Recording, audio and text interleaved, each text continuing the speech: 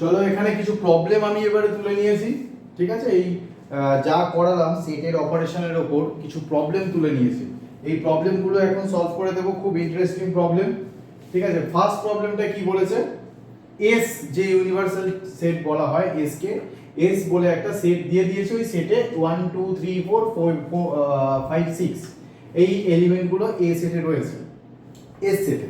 S হচ্ছে universal set. আচ্ছা, এ union B সেটটাকে দিয়ে দিয়েছে, আর আমার বার করতে বলেছে A complement intersection B complement.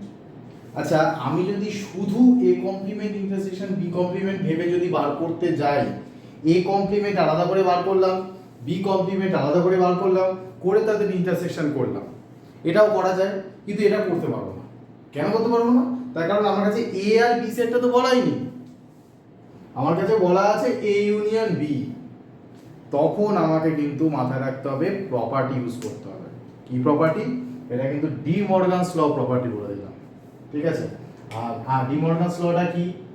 A complement intersection B complement মানে হলো A union B whole complement. এটা আমরা কিন্তু ডি মর্গানস ল থেকে জানি, যদি এখানে ইন্টারসেকশন থাকে এর ভেতরে তাহলে ইউনিয়ন হয়ে যাবে, ঠিক আছে। সিম্বলটা জাস্ট চেঞ্জ হয়ে যায়, ঠিক আছে।